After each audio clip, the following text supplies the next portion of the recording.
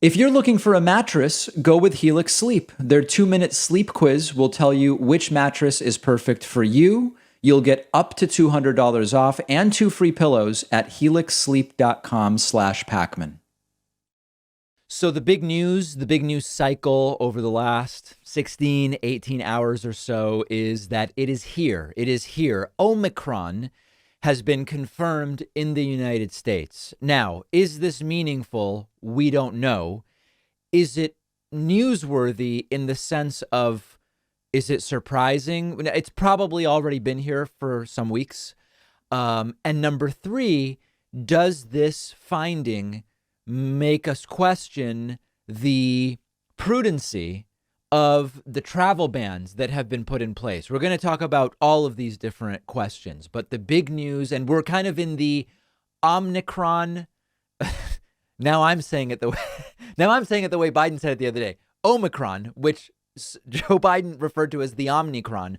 Omicron is here in the United States, and now we're in the Omicron found in this state and soon Omicron found in that state phase of the story without yet knowing what that actually means. So CNBC reporting yesterday, CDC confirms first case of Omicron COVID variant in California.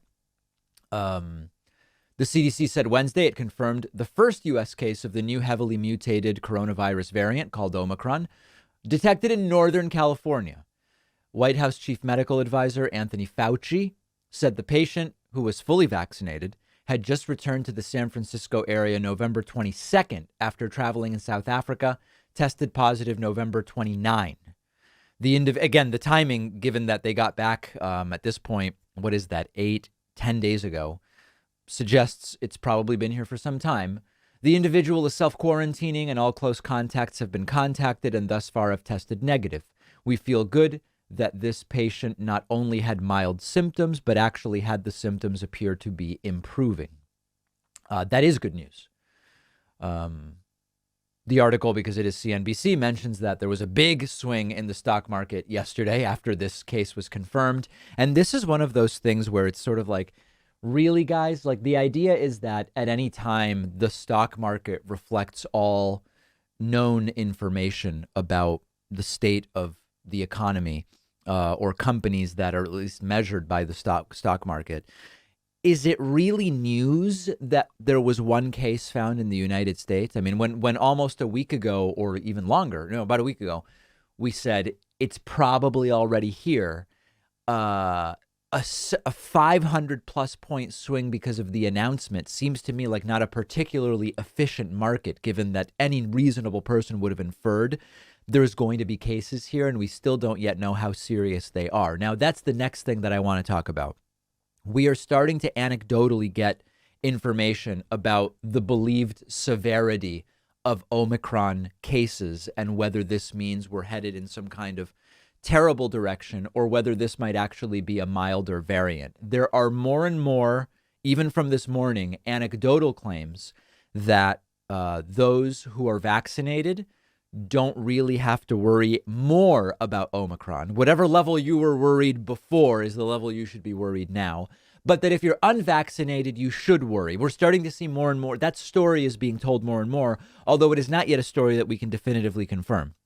For example, South Africa expert, previous infection doesn't protect against Omicron, but shots do. People infected with earlier variants of COVID do not appear to be protected against Omicron, but vaccination will prevent serious illness, a top South African scientist says. We believe that previous infection does not provide protection from Omicron, says Anne von Gottberg, expert at the National Institute for Communicable Diseases in South Africa. Outlining early research into the newly emerged variant, she says doctors are seeing an increase for Omicron reinfections. We believe the number of cases will increase exponentially in all provinces of the country. That's South Africa with a low vaccination level. We believe that vaccines will still, however, protect against severe disease. That's really the whole story at this point in time. So now let's kind of summarize. Omicron has been here for weeks. This is an individual who came back from South Africa November 22nd.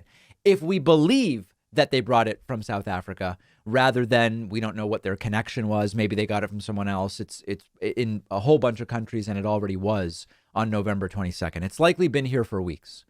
Number two, the question as to whether it is milder or not remains an open question, because with every claim right now, there is a counterclaim. Most of the cases in South Africa are mild. Well, but most of the cases in South Africa are in young people so far that we know of, and you need 10, 14 days to see what the disease progression is. Well, a lot of the cases in South Africa are in the unvaccinated. Well, that's because a lot of the young are unvaccinated in South Africa. Is one the cause or is one the effect? We just don't know at this point in time. Is it not more deadly on an infection fatality rate basis, but by being more transmissible, more people will die because more people will get it, right? We don't know the answer to that at this point in time. Do vaccines protect at all against serious disease? Well, what about the third dose? If you have the third dose, are you more protected against Omicron? It seems so from early data, but we still don't know. And then the third piece of this is, what does this mean about travel bans? Because there is at this point a situation where South Africa did the right thing by saying, hey, we sequenced this, we found this is a new variant. And, oh, well, it came from South Africa. It's now not even totally clear. It might have come from European countries and it might have been brought to South. Because South Africa was the first to say it, South Africa and Southern Africa are being punished in terms of travel bans when it's everywhere anyway, right? The travel bans seem to happen at a time when it's already spread. They are of unclear efficacy at actually doing the thing they're supposed to do. And by the time we have this much information, it seems to already be too late. So there's a real question as to the wisdom of these kind of targeted travel bans. Everything remains preliminary. And the people who haven't been paying attention or modifying their behavior or getting vaccinated all along are, generally speaking, not going to do anything differently. I do believe that even the hyperbolic claims, which are not yet backed by evidence about Omicron, will get some people who are unvaccinated to go and get vaccinated, but not a whole bunch of them. Curious to hear from you if you agree. Stacey Abrams has announced she is again going to run for Georgia governor in 2022. This is actually sort of exciting. I have to tell you, I kind of like this. The Atlanta Journal-Constitution reporting Stacey Abrams is running for governor in 2022. She launched her campaign yesterday with a pledge to fight for economic equality and expand healthcare access, setting up a potential rematch against Republican Governor Brian Kemp in one of the nation's most competitive political battlegrounds. So what does that mean, potentially a rematch? Remember that there was this crazy situation where Stacey Abrams, Democrat, ran against Brian Kemp, Republican, in Georgia for the governorship, and Brian Kemp won. What was crazy about that race is that at the time, Brian Kemp was the Secretary of State of Georgia, meaning that Brian Kemp, as Secretary of State, was overseeing the election in which the same Brian Kemp, Republican candidate for governor, was a candidate. Absolutely insane. Allegations of foul play running rampant, and many concerns that it could be even worse this time because of something called SB 202, which we're going to talk about in a moment. Now, why is it a possible rematch against Brian Kemp for Stacey Abrams? Well, it's possible because first, Stacey Abrams has to win her Democratic primary in Georgia. And secondly, because Brian Kemp has to win his Republican primary. Now, you could say, David, both of those things are likely to happen. I wouldn't disagree with you, but we don't yet know for sure. Kemp has announced he's running for re-election. Now, it's cliche at this point to say it, but the outcome will likely depend on turnout, as it often does in these state races. And we now certainly have to talk about SB 202. SB 202 is a voting law. How can I even say? It's a voting rules law, comprehensive, that affects a bunch of different aspects of voting in the state of Georgia. For example, as of SB 202, which was passed after Stacey Abrams lost that race, the earliest voters can request mail-in ballots is 11 weeks before the election, instead of 180 days. That's like less than half as much time. The final deadline to complete an application for a mail-in ballot has been moved earlier. Counties will start mailing out the absentee ballots about 3 weeks later than before, starting only 4 weeks before the election. So they're compressing and limiting the ways and schedules on which people can vote absentee and request those ballots. Requesting and returning a ballot will also be subject to new, stricter voter ID rules. There are changes to early voting, which in Fulton County, which is a key Democratic county, you will no longer be able to use one of two mobile voting buses in that county, which were purchased to help with long lines. Access to those is being restricted. So that's not good for Democrats. So the plus of this potential rematch between Stacey Abrams and Brian Kemp is Brian Kemp won't also be the Secretary of State running the election. That's good for Stacey Abrams. Not so good for Stacey Abrams is SB 202, which is a series of changes that on balance do not help. Forget about do not help, hurt Democrats, straight up hurt Democrats. I think Stacey Abrams is a great candidate. And one of the things she has going for her since she last ran are some major successes. When you look at the two, what was the date now? January 5th of this year, special Senate elections in which Raphael Warnock and John Ossoff won, defeating Republican incumbents. Stacey Abrams gets much of the credit for those wins, participating in massive voter registration efforts, successful ones at that. I think she's a very solid candidate. She speaks to voters in a way that is both relatable, but not from a condescending place, but also really clearly. In that sense, she's an interesting kind of has an interesting delivery and way to, that she relates to voters. So I'm very excited about this race. We've got the Texas gubernatorial race where Beto O'Rourke is running, and there's real questions as to whether he's the right candidate. I actually think that Stacey Abrams is the right candidate in Georgia, and we're going to be following that race very closely. The midterms are really shaping up to be very interesting. I was speaking to our YouTube rep yesterday, and I said, at first, I didn't know from like a public interest standpoint how interested will our audience and the country be in these midterm elections. Now, as a lot of these specific races are starting to take shape, this could be one of the most followed midterm elections overall in a very, very long time. Let me know your thoughts. You can find me on Twitter at dpacman. Remember that December 14th at 6 p.m. Eastern, we'll be doing the next David Pakman Show Viewer Town Hall. It will be streaming live on our second YouTube channel, Pakman Live. Make sure you're subscribed there. We'll take a break and be back with much more after this. I'm really excited that one of our sponsors today is Helix Sleep. I sleep on a Helix mattress at home. I absolutely love it. And that's why I reached out to them about sponsoring the David Pakman Show. Buying a mattress in the past was always a huge guessing game for me. I didn't know what I actually needed. I didn't know what I would like. But Helix has a sleep quiz on their website. You tell them your body type, your sleeping position, your back pain issues you might have, and their tool matched me with a mattress that is perfect for me. It's cool enough at night. It's the right firmness. I generally just do way better sleeping these days because of the mattress. Helix was awarded #1 best overall mattress for the last 2 years by both GQ and Wired Magazine. It is well-deserved, I can tell you firsthand. Every Helix mattress comes with a 10-year warranty. You can try the mattress risk-free for 100 nights, and they will even come pick it up at your house if you don't love it, but I know you will. All of my viewers will get up to $200 off your order, and you'll get 2 super premium pillows for free when you go to the link right underneath this video. Remember that you can join the discussion on the David Pakman Show subreddit at davidpakman.com/Reddit. I want to look at a couple of posts that I spotted this morning. This is really funny because this is now becoming an ongoing issue. This post says, David, your videos on YouTube no longer display the number of dislikes. I guess YouTube has finally rolled this feature out. Is there no way of opting out so we can visibly see the dislikes? I feel that having dislikes not shown may lead some in the audience to believe David is hiding the dislikes. Oh, it's not, it may.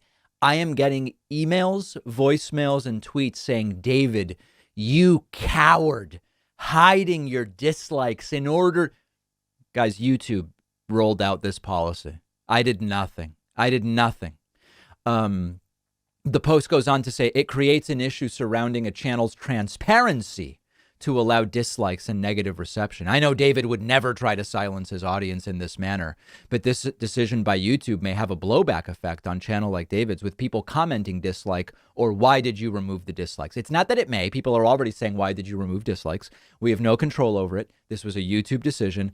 I could not care less about it. I already was never looking at the dislikes. I actually could. It's funny. About a month and a half ago, I was looking through our video manager and I saw you could rank videos by the percentage likes. And in general, our videos have like 95% likes or something like that. And I was like, I could be looking to see what videos have more dislikes if I cared about it. And then I just moved on. So the idea that I'm even looking at dislikes is kind of funny to begin with. But yeah, it has nothing to do with anything we've done. It's a YouTube policy, and that's basically it. Next post. What exactly is this open border? Does anyone know this argument? We've all heard conservatives point to this crazy, unruly open border that's Biden's fault. What changed at the border? I've never seen the U.S. under any president have an open border, and I don't understand the argument. Aren't we still deporting people and turning them away? Isn't the process to get citizenship highly complex and lengthy? I always hear people say we have an open border and we give immigrants money, health care, and education. Where exactly is that happening? Is this all made up, or is there some factual basis for the claim? So the truth is there has been nothing, and it's actually mentioned in a comment in this Reddit post. We've had nothing approximating an open border of any kind for about 100 years. There are countries that do, although I'm not up to exactly where it stands right now. My birth country of Argentina, for a long time, I'm not going to say it's exactly this way now because I'm not sure, but for a long time, anyone could basically go, and assuming that within, I don't remember if it was a year or two, you either are able to get enrolled in a university or are able to find a job. That's your path to legal status in Argentina. Now, it's not like Argentina is the U.S. and everybody's trying to go to Argentina. Not that everybody's trying to go to the U.S., but there's a lot more people trying to come to the U.S. than to go to Argentina. But no, the post is right. There is not an open border. Even the process for requesting asylum is not a particularly short or easy process. There is no open border, and it's just another one of these vapid right-wing talking points that works on a lot of people. Lastly, David, sir, if the Supreme Court rules against Roe v. Wade, does Biden have a green light to expand the court? We can make the case that morally, Joe Biden has a case to expand and pack the Supreme Court. We can make a case that legally and politically he does, but I don't think he's going to do it. If you give me, as I like to say, I'm not a betting man, but if you give me an even money bet, does Joe Biden add justices to the Supreme Court? I'm taking the no. I think I just don't think he has any interest in doing it. If you disagree with me, certainly let me know. And you can join the discussion at davidpakman.com/Reddit. More than we're around, I think, 33,000 of our viewers and listeners are subscribed to the subreddit. Great place for respectful discussion of politics and news. davidpakman.com/Reddit. Okay, this is super interesting. There are hundreds of cases against alleged Trump rioters from January 6th right now. Hundreds of cases. There has now been a decision by the judge in the case to release the police interrogation video of one of the accused rioters, a man named Danny Rodriguez. Danny Rodriguez, many in my audience thought this was like a kid, like barely an adult. I did too. Turns out it's a 38-year-old man. Danny Rodriguez has admitted to being the individual who tased Officer Michael Fanone, who was one of the 3 or 4 officers who testified before the committee investigating the January 6th riots. We're going to look at some clips of the police interviews. Some call them interrogations, and they're interesting in a number of ways. In terms of the police interviewing techniques, they are all completely standard. When I streamed some of these clips yesterday, there were people in the chat saying everything here is crazy that the police are doing, and others saying this is all totally standard. Everything that happens here is completely standard.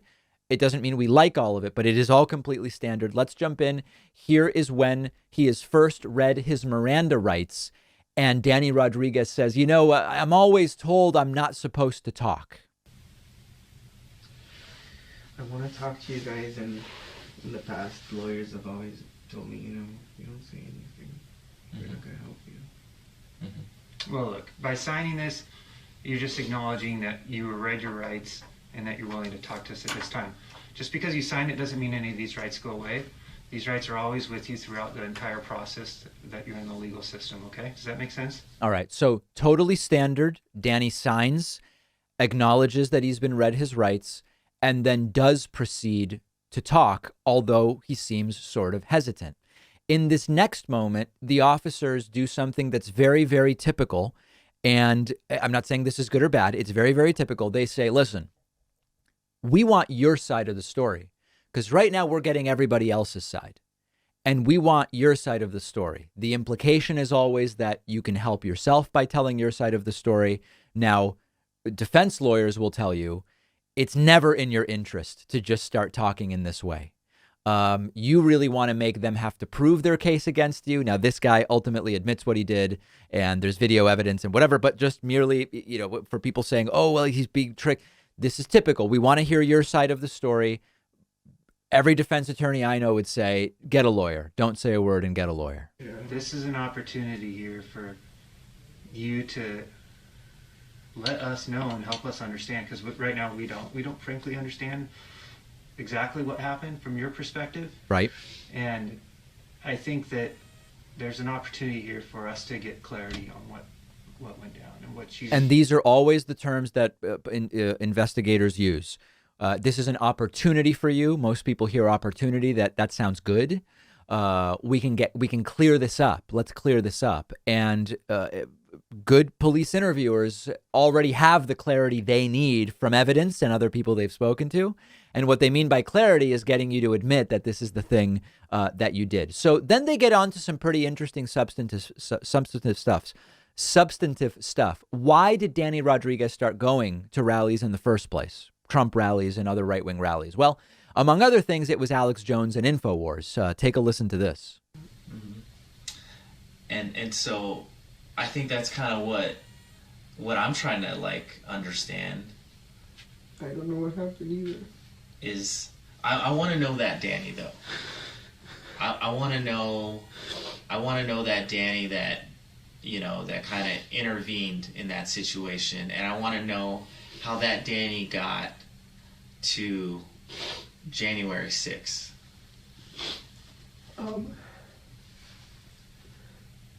Your story is an important story. I just think that...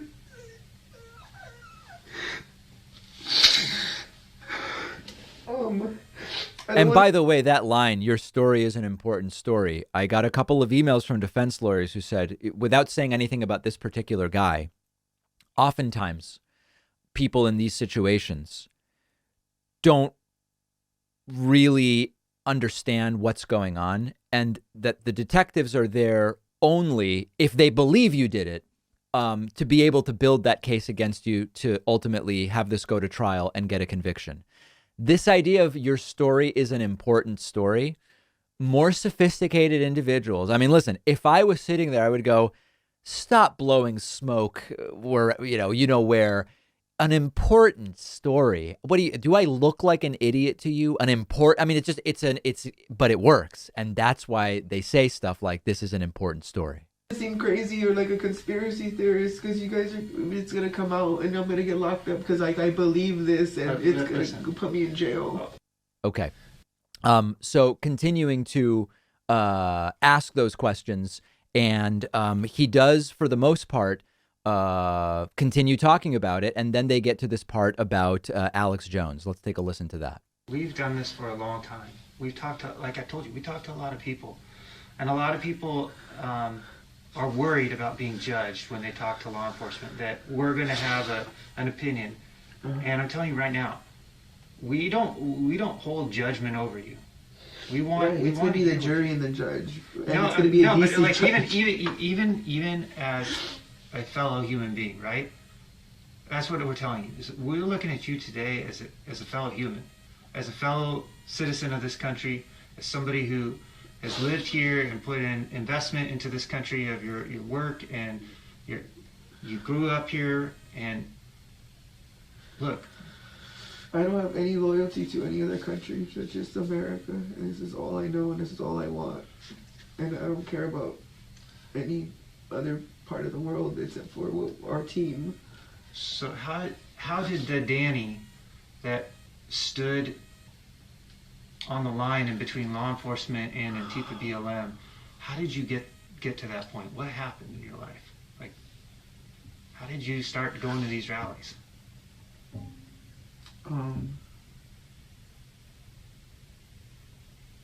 Infowars. And just Infowars? So like Alex Jones stuff? Yeah, okay. Alex Jones and Infowars is what started to radicalize him in this direction. Now, maybe the most contentious aspect of this is that his lawyers are now claiming he signaled he didn't want to talk by shaking his head at one point during the interview. And I'm going to show that to you. And this is pretty early on. And so his lawyer is asking that everything, including the eventual confession I'm going to play for you, be thrown out. Now, I'm going to play the video for you where he shakes his head. He absolutely shakes his head very slightly. And then he does continue talking. I'm going to tell you in a moment the case that his lawyers are making. If you're watching, it's all, I've had to watch it 10 times to even see this. He very, very slightly shakes his head here. Okay, so let's pay very close attention and see if you can spot it. You want to talk about that? Okay, so he's asked, do you want to talk about that? It's a very, very slight head shake. Very, very slight. I'll play it one more time. It's barely visible. You want to talk about that? Because I'll tell you what. Everybody else is going to talk about that. Yeah, I'm pretty ashamed. So what happens is he's asked, do you want to talk about that? It's a very slight head shake. And then he's told everyone else is going to talk about it. And then he says, well, I'm ashamed. And then he continues talking. It's incredibly subtle. The argument that his lawyers are making is everything after that is inadmissible, because when a suspect says they don't want to talk, they can resume talking under their own choice, but they have to be the ones doing it. And this is the argument his lawyers are making. And because the detective then said, well, everyone else is going to talk about it, the lawyers are saying that is continuing to question him, even though it's not literally a question, that they continued even though he shook his head. This, I spoke to a couple defense lawyers. They're saying this is very, very 50-50. But that if they had to guess, this is not going to be a confession that is thrown out on the basis of that slight head shake. But that's what his lawyers are arguing for. Now, then you get to a key moment, which is where he says, yes, I tased him. He tased Officer Fanone. This is sort of like the key moment of the confession. Okay, what do you want me to tell you? That I taste them? Yes. Explain Am I what a piece of yes. Why did you tase him? I don't know. I'm a piece of I'm sorry. I don't know. He's a human being with children, and he's not a bad guy. He sounds like he's just doing his job. And So here it starts to sound like there's some aspect of remorse. I'll get back to that. Here he says he was in D.C. because as far as he knew, Trump called them to D.C. How do you get to January 6th? Like, what else happens in that period of time? Trump called us to D.C. Tell me about that. How did he let you guys know to come to D.C.? If he's the commander-in-chief and the leader of our country, and he's calling for help, I thought he was calling for help. I thought we were doing the right thing. I thought we were just I had no plans of what was going to happen. I didn't know what was going to happen. So he believed Trump was calling them. He believed Trump was calling him. And then it did get emotionally escalated, and there was kind of this kind of breakdown feel to it. Danny, did you feel like you were the 3% here? Like those people that stormed the Capitol, those were patriots. Those are people who are doing that because they were the 3% that were going to free our country from fraudulent politicians and schemes of evil people, so that way we could have a republic that was going to be whole again. Is that what you thought? You thought you were that 3% guy? I know, man. I know. It's okay. I'm sorry, guys. No, we know. Look, listen. so sorry, We know you thought that you were that 3% guy. I'm so sorry. I did. So this is interesting for a number of different reasons. One, this is just one story of the hundreds. There are hundreds of people like this who they believed that they were patriots. They believed Trump was calling them to D.C. They believed they were doing the right thing by tasing a police officer, and on and on and on. Number two, in moments, he sort of seems remorseful, but then in other moments, you realize he actually isn't. He talks about he and his patriots, is there going to be room in the jail for the number of patriots that are there? He still continues to insist that they were doing, generally speaking, the right thing. So what this one story tells us, I don't know, but understand that when we say stochastic terrorism, people see these messages, all this different stuff, and it leads to real world action. It very much does. And every single one of them now is a case involving investigators, the judicial system, etc. And the people who incited this stuff, at least so far, have suffered no consequences whatsoever. We're going to follow this case and others as they go forward. Don't forget that the best way to support the David Pakman Show is by becoming a member, which gives you access to the daily bonus show, the regular show with no commercials. You also get access to our entire archive of every episode dating back a really long time, and plenty of other awesome membership perks. Go to joinpakman.com and use the coupon code BETTER21 for a huge discount. Joinpakman.com. It's great to welcome to the program today Jefferson Morley, who is an author, editor of the blog JFK Facts, and editor of the Deep State's website. His next book is called Scorpion's Dance, The President, the Spy Master, and Watergate. It's great to have you on, Jefferson. Thank you.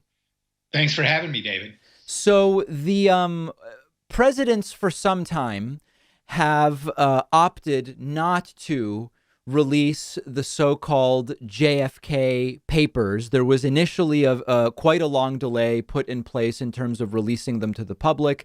Donald Trump and Joe Biden have taken positions on that have led to significant speculation about what may be in these files and these papers. There are a number of what we might colloquially call conspiracy theories that exist around the murder of JFK, as I'm sure you know, and the issue of the files has only fed that. Talk to us about what do we know about these files, and what are the reasons, at least as stated, as to their being kept private. Okay, thank you, David. Let's step back and just look at what the law says. That it's a little complicated, so it's worth explaining to understand how we've gotten to this moment. So, yes. In 1992, Oliver Stone released his movie JFK, which was with an A-list Hollywood cast, a very smart screenplay, a very compelling piece of cinema, portrayed Kennedy's assassination as the work of a high-level conspiracy. This triggered outrage in Washington, indignation, severe attacks on Oliver Stone, which continue to this day, saying he had taken liberties with history and all of that. Stone responded with a very effective response, which is, if the government isn't hiding anything, why is it hiding so much? And he pointed out that in 1992, nearly 30 years after the assassination of the president, 80% of the government's records on the subject were entirely classified. he put that in the trailer at the end of the movie, and he said, if you're upset about this, call your congressman. And so that resulted in a flood of mail to Capitol Hill, and Congress actually did the right thing. They said, we're going to release all these records to quell all this speculation. And so they passed a very strong law called the JFK Records Act. It passed unanimously. Imagine that, David, unanimously, something that would never happen in today's political environment. But pretty much everybody across the political spectrum agreed all JFK records should be made public. And so the law created an independent board to go and ask government agencies for their records. The board reviewed them and released them publicly. The agencies, the CIA, the FBI, the Pentagon, they had the right to request the delay of the release of certain materials based on their concerns about national security, privacy, and all of that. So that was a very effective law. And in the 1990s, we got a huge batch of new records about the JFK assassination, which really changed deepened our understanding of what exactly happened on November 22nd, 1963, when President Kennedy was assassinated. And these records illuminated a couple of things that were not known before, just how much the CIA knew about Lee Harvey Oswald, CIA propaganda operations around Oswald, both before and after the assassination. So we learned a lot from those materials. After 25 years, everything was supposed to be made public. Congress wrote in a sunset provision. After 25 years, the agencies have the right to delay release of information, but they can't postpone it forever. And after 25 years, everything should be made public. So 1992, you go fast forward 25 years, October 2017, the final release of JFK records falls to Donald Trump. Trump goes on Twitter and says all JFK files have been released ahead of time. Okay. Not surprisingly, that statement was false. All the JFK records were not released, and they were not released ahead of time. When the dust cleared and we figured out what had happened, what had happened was Mike Pompeo, CIA director, went to Trump and said, we cannot possibly release all of these records. And Christopher Wray from the FBI said the same thing. And so they prevailed on Trump to continue to delay the release of this material, which by law was supposed to become public, for another 4 years. So we have some idea what's in those records. A lot of those records have been declassified, maybe except for a word or a paragraph. So we know something about what's in these records. 4 years later, the decision falls to Joe Biden last month. And late on the night of October 22nd, the White House announced that nothing would be released this year. The second time that the deadline written into the law, approved unanimously by Congress, for the second time, the federal agencies blew the deadline. Right. And there. Oh, sorry. We kind of lost connection with there for a second. Yeah. But all the records that remain. Yeah, Jefferson, your connection kind of went in and out there. Your connection went in and out there, and so we got 99% of what you said there. Let me sort of frame up my next question here. The speculation, of course, is that the full release, unredacted of everything, would tell us the truth about the assassination itself, whereas more measured perspectives are, well, there's potentially stuff in these documents related to, for example, Operation Northwoods or other things that don't really relate to the assassination itself. What do you believe is still unknown, so to speak? Well, I think what we learned from the disclosures in the 1990s is that the official story that some guy came out of nowhere and shot the president for no reason, that story's false. Lee Harvey Oswald, the man accused of doing the killing, was very, very well known at the upper ranks of the CIA. So in my perspective, some people say, and it's a plausible argument, it's a fair argument, that they're hiding all of this stuff, but there's nothing really important in there, nothing really germane to the assassination itself. Right. Okay. That's a plausible argument, but I don't believe it for a couple of reasons. Okay. One, if you look at how much was hidden before now, the agencies lose the presumption of innocence because every step before this, secrecy has hidden highly significant information. So to say the last round of secrecy does not involve highly significant information, of course it's possible. I haven't seen the records. But based on the past history, I don't think that that's warranted. Okay. The second thing is that these records could, I'm not going to say they're going to rearrange our understanding of the assassination. People have deeply felt beliefs about the assassination and may not change their mind no matter what the evidence. But I think that there is evidence that will change, decisively clarify, I guess I would put it that way. So, for example, what do I think is in there? I think is evidence that shows that a certain group of CIA officers targeted Lee Harvey Oswald for operational purposes before the assassination. And if that's true, that could well be part of a conspiracy to kill the president. So I think that will it show, what happened in Dealey Plaza? These records will not shed new light on what happened in Dealey Plaza. What they will shed new light on is what the CIA knew about the accused assassin and the circumstances of the assassination before and after Kennedy was killed. That's where we see evidence of malfeasance or misconduct. And that's what these records could decisively show. Okay, so let's explore that a little bit. One very black and white story that some tell is the CIA ran an operation, directed Lee Harvey Oswald to assassinate John F. Kennedy. Okay, that's one story.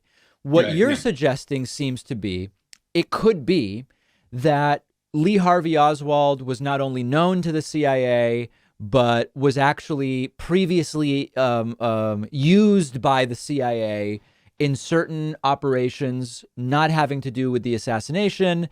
Maybe the CIA even was aware that Lee Harvey Oswald maybe wanted to kill the president. I'm sort of just speculating here. And maybe the CIA didn't stop him or something. But you're not necessarily saying it's a directed assassination. Well, I haven't seen the record, so no, I understand. know. I understand. Yeah. What you're saying is possible. That what they're hiding is they're hiding incompetence. Sure. They're not hiding incriminating information. Right. Okay. I think that's possible. Again, I doubt it. Because first of all, if that was the feeling inside the CIA, like, we screwed up, we missed this guy, we should have, we could have, you might see some trace of that mentality in the records. Okay. There is no evidence to confirm that in the available record that's why they are doing what they are doing. So that's one reason why I doubt it. Nobody in the CIA has ever said, we screwed up about Oswald. If you look at their behavior, it is much more consistent with this guy is part of a covert operation that we cannot talk about. And so what I'm saying is I think there's an undisclosed CIA operation around Oswald whose purposes we don't know, and whose purposes the CIA does not want to disclose. From there, if that's true, we will have a better understanding of how to assess the conspiracy question. Let's pause our conversation there with Jefferson Morley. Full interview will be on YouTube. We'll take a quick break and be right back. If you value what we do at The David Pakman Show, remember to support us on Patreon. Go to patreon.com/David Pakman Show, where you can get access to behind the scenes videos, the daily bonus show, the commercial free daily show, as well as special discounts on merch, including hats, hoodies, mugs, and t-shirts. You can support the show for as little as $2 a month. Check it out at patreon.com/David Pakman Show. So GB News spent days promoting a supposedly blockbuster, incredible, groundbreaking interview with Donald Trump conducted by British politician and broadcaster Nigel Farage. And I have to tell you, this is one of the most bonkers, off-the-wall interviews I've ever seen Trump do. It's essentially 100% an interview about cultural issues like cancel culture and what does Trump think about Meghan Markle. Antifa and Black Lives Matter comes up in this first clip. And even right off the bat here, Trump jumping right into police related stuff, which is just crazy because police were attacked by his supporters on January 6th. No mention or support of those officers, but plenty of mentions of it was actually Antifa and BLM who did bad stuff. Take a look at this, just off the wall, alternate reality. Now, either way, we've got Biden and Harris in office, and they've got plummeting poll ratings, and we've got a border crisis, as you quite rightly said. Remember, everything here is sort of a lie. Plummeting poll ratings, still higher than Trump. And the border crisis, where essentially nothing has really changed since Trump left. Law and order, the Black Lives Matter movement, which is now becoming increasingly, I think, political, don't you? It's shocking that it started off, with pigs in a blanket, right? You know that, right? Yeah. You know the expression, fry them like bacon. And that was about our police, our great police. And all of a sudden, the great police, where Trump doesn't say anything about the police that were tased and et cetera on January 6th by his supporters. This becomes mainstream? I don't really think so. And Antifa, bad, very bad. Bad. And they had Antifa in that rally. They had Antifa leading a lot of people on that day on January. No evidence of that whatsoever. And I will say that it's pretty incredible that nothing happens to them, but the other side, this has been going on for many years. There is no evidence that Antifa individuals committed crimes on January 6th. That's why there are no cases against them. They're not just about racial equality then.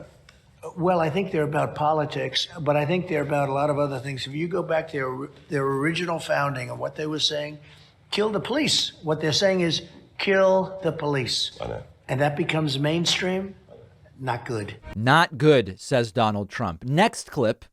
Donald Trump claims that now we aren't globally respected anymore. We have objective data about that. The U.S. reputation was lower than ever under Trump.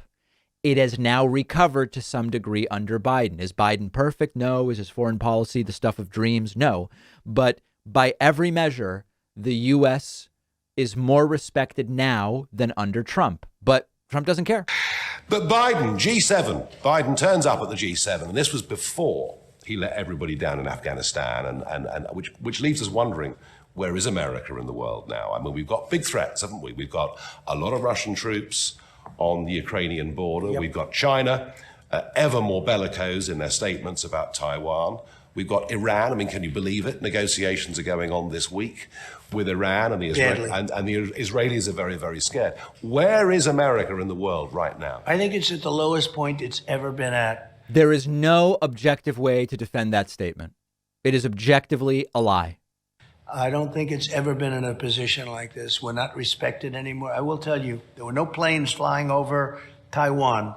And the name wasn't even mentioned. You didn't talk about Taiwan when I was president. It wasn't going to happen, what they're doing now. Trump knows nothing about Taiwan. That's why he wasn't talking about it.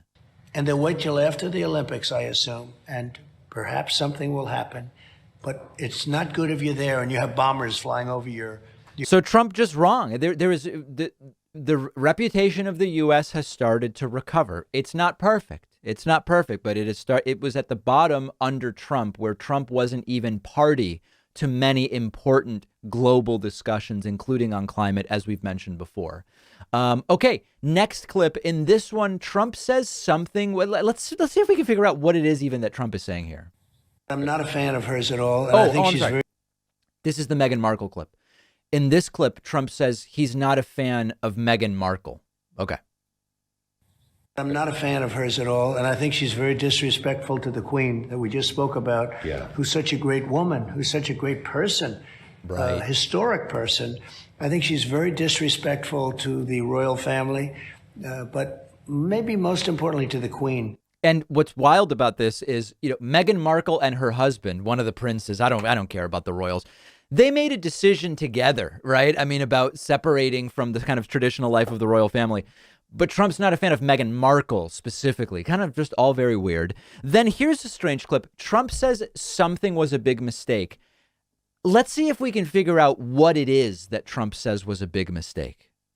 I heard you through Twitter. It was for you, something that you used to massive effect. Oh, Jack Dorsey is being removed as CEO of Twitter because of shareholder pressure, but whether that means they'll improve as a channel or not. I mean, I was amazed the day that the Taliban, you mentioned Afghanistan a moment ago, the day the Taliban took over Kabul, I did put out a message that said it seemed ridiculous that their leadership was still active on Twitter, and yet you were still banned. Well, they were wrong in what they did, and we're dealing with the United States president, who's obviously a popular... So when he says they were wrong, is he talking about the Taliban or Twitter? Like, it's not totally clear to me. ...president based on everything that you see, and them and Facebook, and I think they made a big mistake. I think if they had it to do... Okay, I guess he's saying if Twitter and Facebook had a do-over about banning him, I think. ...over again, they wouldn't be doing it. We are... we get the voice out. We have to do it. We have an obligation to do that. But he's leaving. I guess it was probably enforced because they're down. And also there's no excitement on Twitter anymore. Okay, so I guess he's saying Jack Dorsey is leaving because Twitter isn't doing so well. It's all just very, what are you talking about, dude? Trump is asked about 2024. He seems to be signaling that he is running. Why on earth would he consider going back into that hell again? So I love our country. I brought the country to a level it's never seen before. Right. Then we had COVID come in, and then I brought it back, came up with vaccines that you're using, we're all using, the world is using, saved tens of millions of people throughout the world. So now he's for the vaccines. In less than 9 months, it was supposed to take 12 years. Now, it was never supposed to take 12 years. We knew from the start these vaccines would be based on an mRNA platform. The platform had been researched for decades. Nobody thought. What Trump is saying is there are times in history where the development of some vaccines could take 10 to 12 years, often 6 to 8. Nobody ever thought it was going to take 12 years with the mRNA vaccines. Just heard the other day, they were expecting it to take 12 years, and everyone said it wasn't going to work, and they work incredibly well. We've done an amazing job. If you love the country, you have no choice. It's not a question. It's just, this is a wonderful, beautiful life. But I like that, too, because I was helping people. That's why I did it. And I think you'll be happy in the future, too. So Trump, again, with this idea of if you love the country, you got to run. And I think you're going to be happy in the future. He seems to be signaling he's going to be running. And then finally, no Trump interview is complete without Trump bragging about the size of his crowds. So looking ahead, from here, is the message to look back at November 2020 and to condemn and criticize much of what happened? Or is the message to look forward and try and make sure that weakness in the system can't exist again? I think it's both. I think it has to be both. We have a base in Alabama, as an example. I had 69,000 people recently show up. Wherever I go, I think I'm getting bigger crowds now at the rallies, and the rallies because you've been to plenty of them. I have the biggest crowds I've ever had. When he says now, by the way, he hasn't done a rally in months and months and months. So a wacky interview. But the big takeaways, Trump's still bragging about the same stuff without any basis. And he seems to be leaning towards running in 2024. I don't want to spend a ton of time on this, but Joe Rogan seems to sort of have crossed the Rubicon in some sense, where Joe Rogan has always been interested in conspiracy theories. I also am interested in them. Joe Rogan seems to believe in more than I do, but there's a difference in what I'm going to play for you today and something like the moon landing was faked. Joe Rogan's new idea is that there is a concerted effort to restrict access to monoclonal antibodies so that people will get vaccinated, so that Big Pharma will make money. I'm going to explain to you why this makes no sense, but this is now over the line into something that is truly quite dangerous. Here's the thing. I'm going to say this because it's true, because I've experienced it many, many times with many people that I'm friends with. They're withholding monoclonal antibodies. They're trying to stop people from getting them. There's not a shortage of monoclonal antibodies. And so what does that do? Monoclonal antibodies kills COVID like Raid kills roaches. When you get shot up you with get it after you get you get COVID, then you get this. That's what treatment. They gave Trump, and that's what they gave me. Mm-hmm. I got better quick. I got better fucking quick. And Trump got better pretty quick.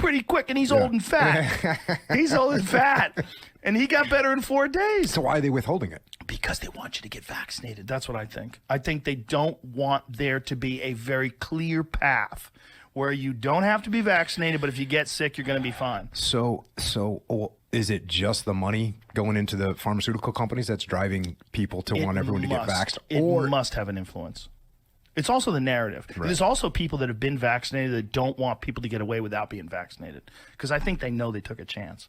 I think secretly they know, like if anybody pays any attention, they know someone who's had a bad reaction to the vaccine. So this really is wacky. Let's go through it piece by piece, right? So first, Joe Rogan says there's an artificial shortage of the monoclonal antibodies. If you research how the vaccines are made and how the monoclonal antibodies are made, right now, there is a much more limited ability to generate monoclonal antibodies for the same number of people as vaccine doses have been made. That's just a fact of production. So that the first thing is that there's an artificial shortage. There is simply not the availability because of the production process for monoclonal antibodies versus vaccines. Widely documented. This stuff is all out in the open. You can find it. Then he says the monoclonal antibodies have you just get rid of COVID. It just cures you. We have randomized controlled trials with monoclonal antibodies. They are efficacious. It is not a silver bullet. It is not a silver bullet. And if you are in a situation where you need monoclonal antibodies, you are far better off being vaccinated. So understand that the two first claims, there's an artificial shortage, demonstrably untrue. It simply kills COVID, not true. It's effective. It's an effective treatment. Okay. Also, by the way, then he goes into the financial. He says there's a financial, it must be. Jocko says, what's the point here? Why? Is it financial? And Rogan says it must be. The vaccines are made by pharmaceutical companies which make money from vaccines. The monoclonal antibodies are made by pharmaceutical companies that make money from monoclonal antibodies. If you can't ascribe a profit motive to one and not the other. It's for profit, pharmaceutical companies making both. So it's a wacky claim to make. And in addition to that, the vaccine, the Pfizer vaccine, is now fully approved by the FDA. The monoclonal antibodies are authorized for emergency use. When we say, well, we don't know, we really, I mean, if you want to make that case, we now know more from a regulatory standpoint about the Pfizer vaccine than the monoclonal antibodies, but that is missing. And then lastly, vaccinated people want the unvaccinated to get a vaccine because they want others to take a risk the way that is crazy. That is crazy. There is no evidence of that whatsoever. And everyone knows someone who's had a bad reaction. I don't know anyone who's had a bad reaction.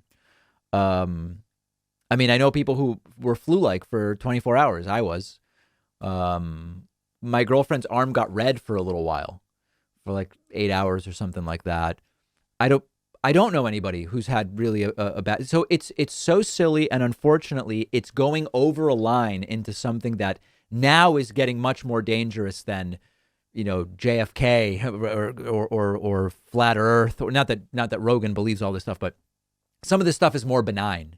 This is very much not. We have a voicemail number. That number is 219-2-David-P. Here's a very aggressive voicemail question. Yes, David. Just curious. I watch your show from time to time. I was curious as to why you never talked about Hunter Biden and all the millions of dollars that he has received from China and Russia, and the fact that that is probably why Joe Biden does not take any action towards either one of those countries, because he has been compromised. Yeah, listen. So first of all, most of the things that this caller said, who interestingly sounds a lot like Troy York and also calls from Illinois, but apparently is a different caller. First of all, those claims are essentially all unproven. It's unproven that Hunter Biden received money from those governments. There is an investment firm co-founded by Hunter Biden, which did have a consulting agreement with the mayor of Moscow. It involves a whole bunch of other people. There is no evidence that Joe Biden got any money or that Joe Biden is involved in any way. And most importantly, Hunter Biden isn't involved in the administration in any way. You know, Ivanka Trump, Eric Trump, Don Jr., they were highly present in Donald Trump's administration. They were sitting at the table. Ivanka sat at the table at, what was it, the G8 or the G20 or whatever it was, filling in for then Secretary of State Rex Tillerson. And these very same people that now want to draw some link to Joe Biden from things Hunter Biden did in the past, allegedly, and Hunter has no involvement whatsoever in Joe Biden's administration. Where were they on Ivanka, Eric, Don Jr., and Jared Kushner during the Trump administration? These people are pathetic, and there is really no, what am I going to, Hunter, but what do you want me to talk about Hunter Biden? The guy's nowhere. He's not present in any way or involved at all. We've got a great bonus show for you today. I won't even tell you what's on today's bonus show. It's a good one. Sign up at joinpacman.com and you'll get instant access.